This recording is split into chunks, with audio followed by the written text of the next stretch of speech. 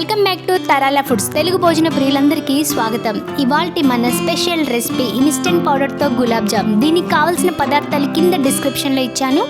అంతకంటే ముందుగా మా ఛానల్లోకి మొదటిసారిగా వచ్చినట్లయితే సబ్స్క్రైబ్ చేసుకొని బెల్ నోటిఫికేషన్ క్లిక్ చేయండి.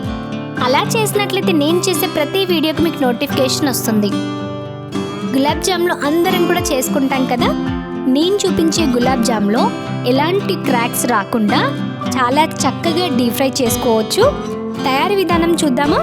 ముందుగా ఒక బౌల్ తీసుకొని 3/4 ఇన్స్టెంట్ గులాబ్ జామ్ పౌడర్ వేసుకుంటున్నాను. ఒకసారి పిండిని ఇలా కలుపుకోండి. ఏమైనా ఉండల్లాగా ఉంటే పోతుంది పిండి. ఇప్పుడు కొద్దిగా నీళ్లు పోసుకుంటూ పిండిని ఇలా కలుపుకుందాం. ఈ పిండి ఇలా కలుపుకున్నాక పిండి మొత్తాన్ని బౌల్ అంతా ఇలా స్ప్రెడ్ చేద్దాం. ఇలా స్ప్రెడ్ చేయడం వల్ల పిండిలో గ్లోటిన్ అనేది ఫామ్ అవుతుంది. గ్లోటిన్ ఫామ్ అవ్వడం వల్ల పగుళ్ళు రాకుండా స్మూత్గా వస్తాయి.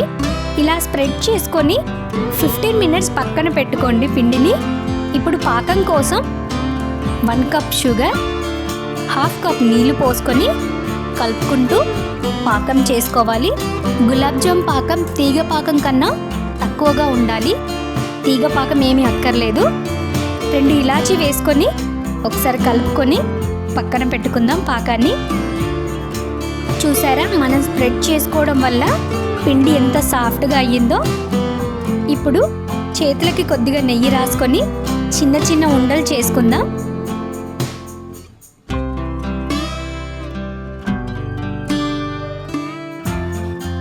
ఉండలు పక్కన పెట్టుకొని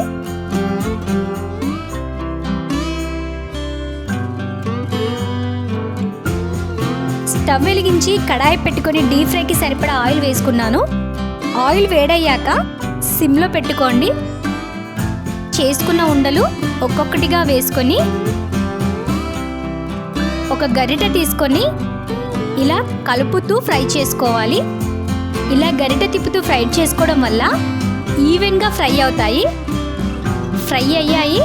ఇవి తీసుకొని మనం చేసుకున్న పాకంలో వేసుకొని ఒకసారి కలుపుకొని మూత పెట్టుకుందాం. ఒక 4 అవర్స్ అలా వదిలేసినట్టయితే కనుక గులాబ్ జాములు అంతా కూడా షుగర్ సిరప్ని బాగా పీల్చుకుంటాయి. డబల్ సైజ్ కూడా వస్తాయి.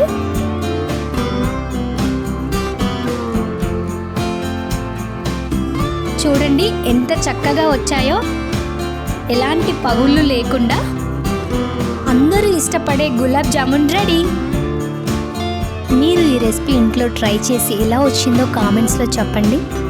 మీకు నచ్చినట్లయితే ఈ వీడియోని లైక్ చేయండి, షేర్ చేయండి, సబ్స్క్రైబ్ చేయడం మర్చిపోవద్దు సుమా.